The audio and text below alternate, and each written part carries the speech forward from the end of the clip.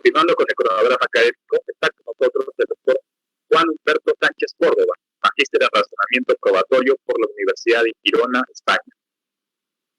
Docente de la Facultad de Derecho de la Pontificia Universidad Católica del Perú, asesor en la Sala Penal Especial de la Corte Suprema.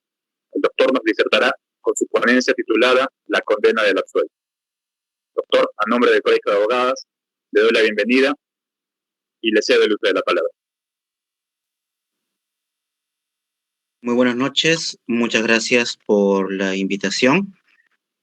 Un saludo muy cordial al Colegio de Abogados de Arequipa, a los organizadores del Congreso, al doctor Rafael Cancho, que tuvo la amabilidad de cederme el espacio. Pues bien, he elegido para exponer el tema de la condena del absuelto en razón de que fue en Arequipa el lugar en donde se debatió de una forma muy interesante y el profesor José Luis Salas Arenas, cuando era juez superior en la Corte Superior de Justicia de Arequipa, emitió una sentencia relevante que generó toda una discusión y que hizo entrar en un debate mucho más rico este tema, como no había habido antes. Entonces,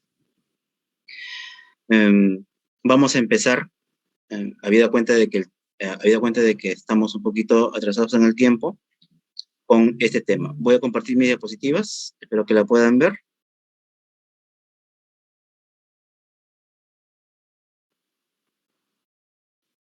Perfecto, muchas gracias. Pues bien, el tema, como les dije, es el de la condena del absuelto.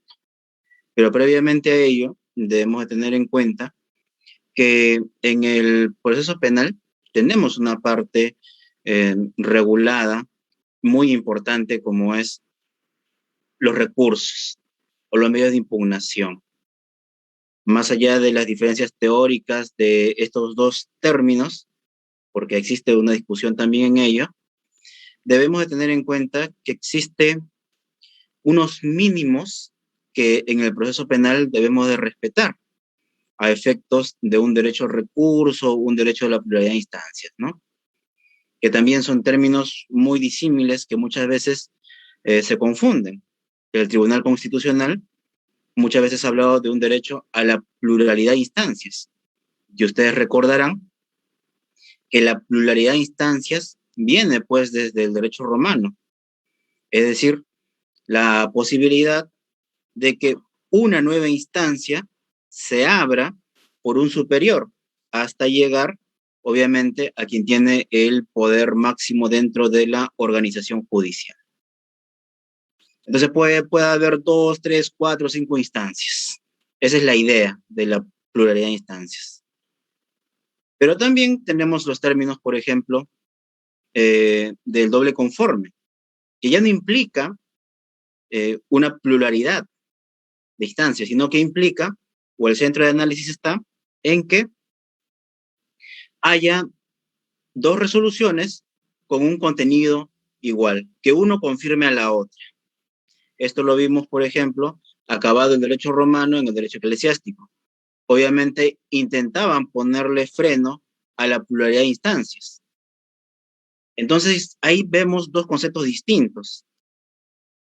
Y el doble conforme, por ejemplo, ustedes lo encontrarán, y después vamos a verlos en la sentencia Mohamed, que vamos a verlo en un rato.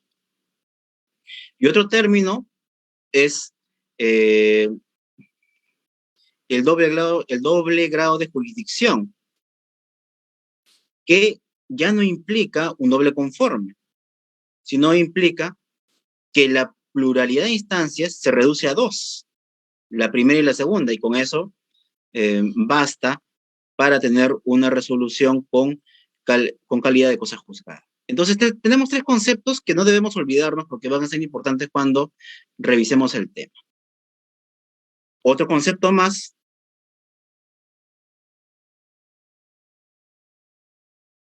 a tocar el tema de la condena del absuelto es que un sistema de recursos implica por lo menos un recurso de apelación, es decir, un recurso amplio, un recurso ordinario, según lo que la sentencia Herrero Ulloa contra Costa Rica estableció para el sistema penal. Pero además, también es importante contar con un recurso de casación. ¿Por qué? No porque sea parte de un derecho fundamental, sino porque es importante para el desarrollo de la doctrina jurisprudencial. Mientras el recurso de apelación lo que hace es proteger los derechos de las personas, garantizar un mínimo en el derecho al recurso o pluralidad de instancias, sea el nombre que se le quiera dar, el recurso de casación lo que hace es ordenar la justicia penal en este caso, porque siendo un recurso emitido por el máximo ente de la justicia de un país, lo que hace es dar políticas o líneas generales sobre cómo se aplica la justicia en ese país. Entonces estamos ante dos recursos muy importantes que tienen funciones distintas y que vamos a ver cómo es que se entremezclan en esta trama de la condena del absuelto. Pues bien, la condena del absuelto es una novedad del Código Procesal Penal porque implica la posibilidad de condenar a alguien de que ha sido absuelta en una primera instancia. En el artículo 425, que trata sobre las facultades decisorias del juez de apelación, está legislativamente comprendida. Antes no lo estaba, antes en nuestro Código de Procedimientos Penales, cuando el tribunal de apelación, el tribunal, la segunda instancia, la sala penal, creía de que esta persona era culpable, no podía condenar directamente, sino que tenía que ejercer sus poderes de nulidad y ordenar una nueva instrucción o un nuevo juicio oral dependiendo de la nulidad, ¿no? No había esa posibilidad. Ahora bien, entonces, vamos a pasar esto, después le vamos a comentar. Entonces ocurrió este tema de la condena del absuelto. Y pasó de que habían resoluciones, sobre todo en Guaura, en las cuales estaban dando aplicación al tema de la condena de absuelto.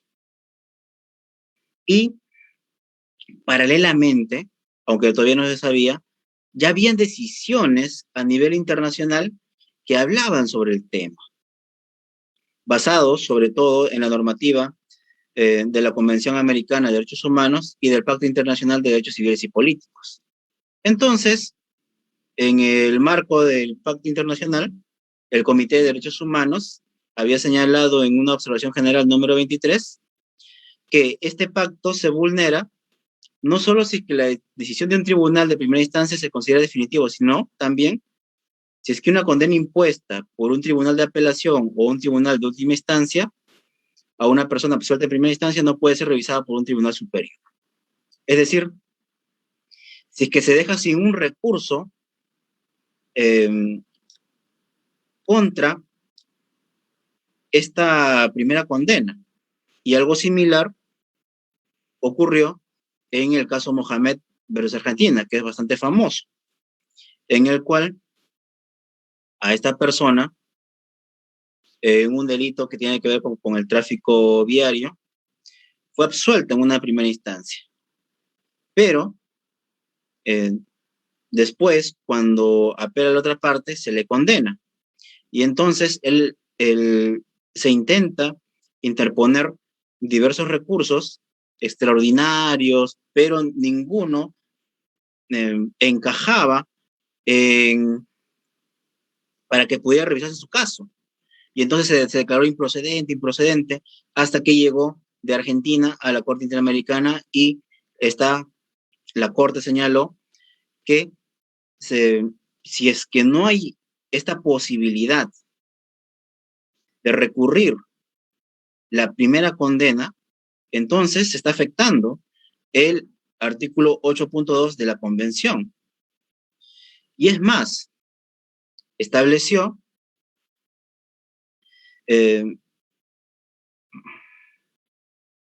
bueno, estableció de que tenía que haber un recurso efectivo contra esta sentencia.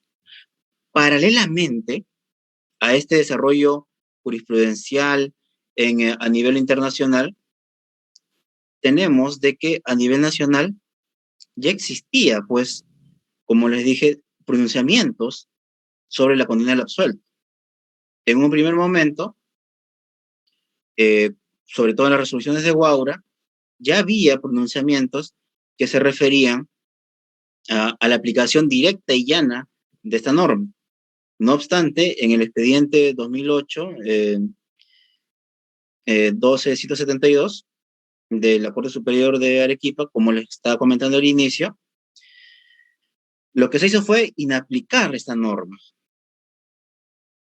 ¿Por qué? Porque señaló de que cuando se condena al absuelto, se le coloca a esta persona en una especial situación de eh, reforma en peor. Entonces, esto originó, obviamente, ustedes saben de que cuando no se aplica una norma por considerarla inconstitucional, esto pasa a la Sala Constitucional y Social de la Corte Suprema de Justicia de la República, y entonces también se analizó el tema ahí. Y entonces, lo que dijo esta Sala Constitucional, pese a lo que ya había dicho la Corte de Arequipa, es de que la condena del absuelto no afectaba la garantía de la doble instancia, pues esta se satisface con la posibilidad de que haya dos exámenes, pues, ¿no? Que es lo que le decía el doble grado de jurisdicción. Y que esta reconocía, pues, condiciones de igualdad entre el Ministerio Público y el imputado. Entonces, entendió esta sala de la Corte Suprema de que la pluralidad de instancias se agotaba con el doble examen, lo cual podría ser entendible dentro del contexto de aplicación del Código Procesal Civil, que regula este doble grado de jurisdicción. No obstante, esta sentencia ignoraba lo que estaba pasando a nivel internacional. No había tenido en cuenta el caso Mohamed ni lo que se había dicho acerca del Pacto Internacional de Derechos Civiles y Políticos. Y fue así también de que en esa línea, la Corte Suprema, pero ya en sus salas penales, también señaló de que esta condena del absuelto no afectaba el derecho a recurrir. Es más, señaló de que había supuestos claros en los cuales se podía condenar al absuelto. Y dijo, por ejemplo, de que cuando el cambio de valoración de prueba que hiciera la sala superior, la sala de apelaciones, no requiriese inmediación. Cuando hubiera un cambio de valoración de la prueba personal, pero obviamente sobre la base de la prueba actuada en segunda instancia, o cuando simplemente hubieran correcciones de derecho.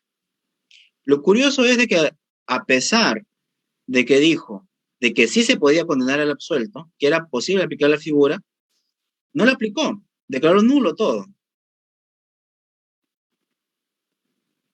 En la casación 40-2012 también siguió la misma suerte, ¿no? También se dijo que se podía condenar al absuelto y que, bueno, pero en este caso se absolvió al recurrente, o sea, no confirmó la condena del absuelto, simplemente de una forma teórica dijo que era posible. Ahora bien, para el año 2013 ya se conocía lo que había pasado en la jurisprudencia internacional. Y es así que la casación 280 del 2013 de Cajamarca se pronunció sobre el tema de la condena del absuelto. Y entonces, a diferencia de lo que había dicho la consulta y lo que había dicho las otras resoluciones, se cambió el sustento jurisprudencial, se cambió la forma de ver el tema de la condena del absuelto. ¿Y qué se dijo? Que cuando se produzca esta condena del absuelto, se deja al condenado sin un recurso eficaz, es decir, un recurso de apelación que puede ver tanto el hecho como el derecho. Pues frente a la condena a la primera condena, después de la absolución, solamente cabe la casación. Y ustedes saben que la casación es un recurso extraordinario. Siendo un recurso extraordinario, solamente ingresa cuando pasan las formalidades de ley. Y entonces son pocos los recursos que van a pasar, porque está previsto de ese modo, porque está previsto para unificar la jurisprudencia, para tener una función homofiláctica, pero no para hacer un recurso amplio que conozca la sentencia en primera instancia, como si la apelación. Entonces la casación no se veía como un recurso eficaz. Y entonces, ¿cuál fue la solución que estableció esta casación? Dijo, bueno, condenar al absuelto puede traer responsabilidad internacional. Entonces, lo que se tiene que hacer es crear un órgano judicial que revise la primera condena y genere el doble conforme. Es decir, crear un tribunal que haga este juicio de hecho y de derecho de la condena en segunda instancia. Ahora, se ha discutido si que esto podría ser a nivel de Corte Superior o a nivel de Corte Suprema, pero bueno, yo creo que debería ser a nivel superior, habida cuenta de que lo que se trata es de tener un recurso de apelación efectivo y no un recurso de que sea materia del máximo órgano de justicia, pues, ¿no? De un país. Bueno, pero otra vez se declara nula, pues, ¿no? Pero por un tema de falta de motivación. En la casación 385 de 2013, otra vez se señala que sí es posible condenar al absuelto, pero también se repite de que tiene que haber salas revisoras, pues, ¿no?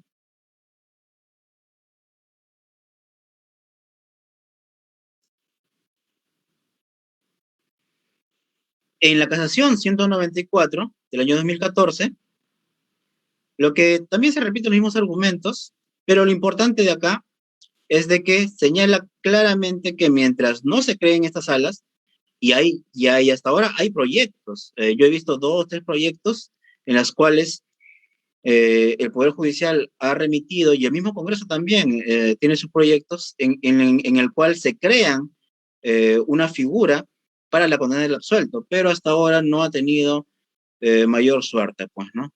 No ha habido de parte del Congreso el interés de poder generar estas salas a través de una norma con carácter de ley.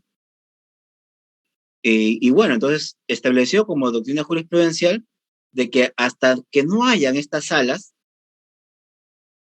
lo que cabe es la nulidad de las sentencias, porque obviamente si no se hace eso, se cae en responsabilidad. Eh, se repite esto en la casación 542, en la 454, en la 499, se señala de que se tiene que analizar en caso de que se vea que la persona es inocente, en vez de, se tiene que ir por la absolución directamente, si no, o sea, se afectaría, pues, ¿no? Lo que es eh, la prevención de inocencia, un proceso sin dilaciones indebidas. Y es así que llegamos, bueno, han habido también vaivenes, ¿no? Hay otras casaciones como la 1379 nacional que ha dicho que obviamente sí se puede condenar al absuelto, pero con las limitaciones que hemos referido, ¿no? Pero después de todo este desarrollo internacional, nacional, llegamos a una casación que se ha publicado la semana pasada o antepasada, que es la 1897-2019, que obviamente también nos dice que sí es posible condenar al absuelto, pero recordarán ustedes, existen objeciones. ¿Por qué? Porque lo que nos exige la jurisprudencia internacional, y recordemos que somos parte de la comunidad internacional, no podemos simplemente no hacer caso, lo que nos exige es un doble conforme, es decir, que haya 2 resoluciones iguales, dos condenas. Bueno, la condena,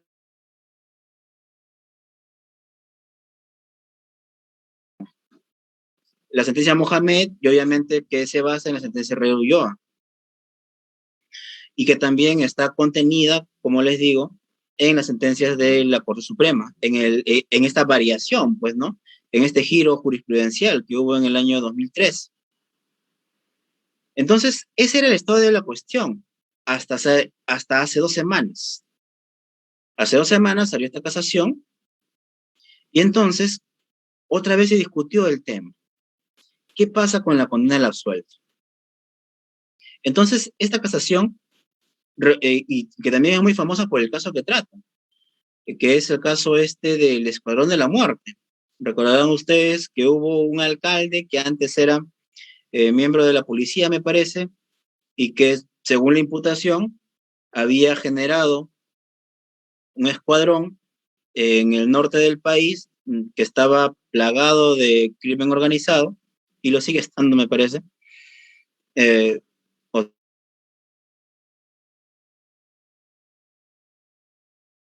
Penal cometía ejecuciones extrajudiciales. Un buen día dio a cabo esta acción criminal y fue a casa por casa, sacó a los imputados, a quienes se reputaba que eran parte de ciertas organizaciones, se los llevó a cierto lugar y estando desarmados fueron ejecutados, pues, ¿no? Un caso típico de ejecución extrajudicial. Y supuestamente no había planes operativos, no hubo coordinaciones, parece que todo fue bastante irregular, según la imputación, ¿no? Es un tema que se tiene que analizar, obviamente, en la jurisprudencia. Pues bien, este caso viene desde hace mucho tiempo y ya antes han sido condenados, se declaró nula la sentencia, han sido absueltos, se declaró nula, y, y el motivo por el cual llegó a la Suprema en esta oportunidad fue porque se declaró, en primera instancia se le absolvieron a estas personas, pero en segunda instancia se las condenó, haciendo una revaloración de las pruebas, pues, ¿no? Y entonces, siguiendo la doctrina jurisprudencial, lo que hubiera correspondido es declarar nulo, según lo que señaló como doctrina jurisprudencial la casación 194. Pero ¿qué pasó en este caso? No se siguió este derrotero.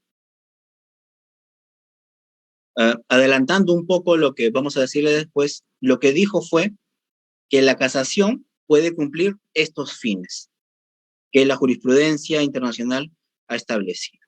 Pero esto vamos a revisarlo después. ¿Cuáles son los fundamentos de esta casación para decir ello? Primero, que la apelación, como un recurso que revisa lo que se ha hecho en primera instancia, lo que analiza es la racionalidad de la decisión del juzgado, el cumplimiento de las garantías, la completitud y racionalidad de la motivación fáctica y las formalidades del juicio o de la propia sentencia en primera instancia. Es decir, este es el marco de la apelación. Esto es lo que debe analizar o lo que puede analizar.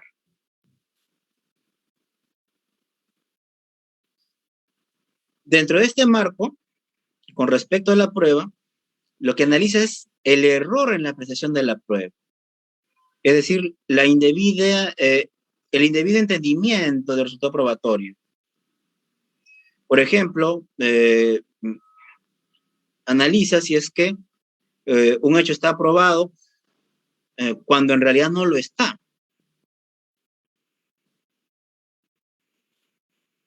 Además, esto lo hace sobre la base de la posibilidad que tiene para valorar autónomamente en segunda instancia la prueba documental, como es la prueba preconstituida, la anticipada,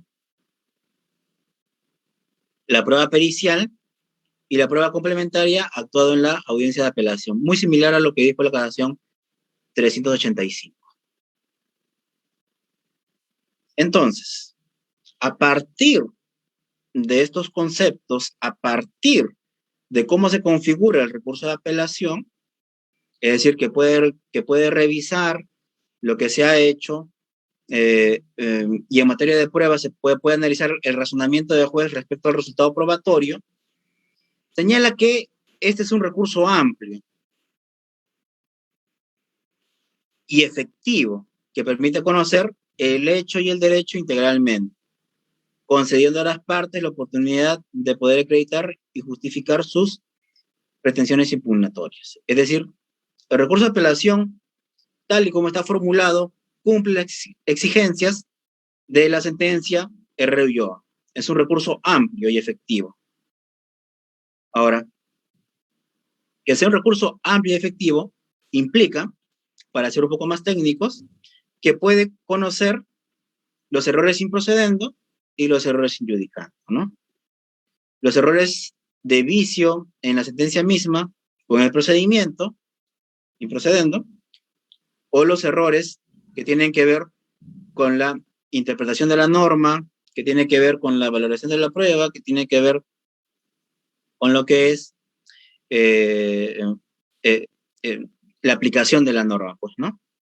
Errores injudicando también. Es decir, errores en la justicia de la decisión. Ahora bien, entonces, una vez que tiene ya este marco completo de recurso de apelación, a renglón seguido, la Corte Suprema nos dice lo siguiente. En la casación también es posible un examen riguroso de una sentencia a través de tres garantías: la presunción de inocencia, la tutela jurisdiccional efectiva y la motivación.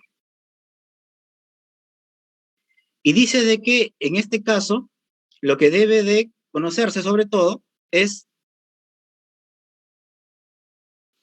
las patologías de la motivación.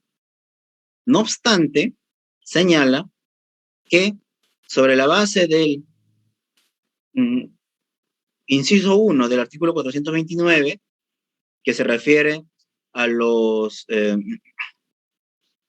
requisitos para admitir una casación, los supuestos de admisión de la casación, con respecto a lo que son las garantías procesales, se incardina la presunción de inocencia. Y entonces, sobre la base de la presunción de inocencia, se puede analizar la motivación debida del juicio de culpabilidad, conforme a las reglas de la sana crítica, la presencia de suficiente actividad probatoria de cargo, es decir, si es que existe prueba inculpatoria, o si es que ésta se basa en prueba ilícita, y también el estándar de prueba. Entonces, son tres aspectos que tienen que ver con la prueba que se puede ver para este tema, sobre la base del criterio del inciso primero, de los criterios de admisibilidad de recurso de casación.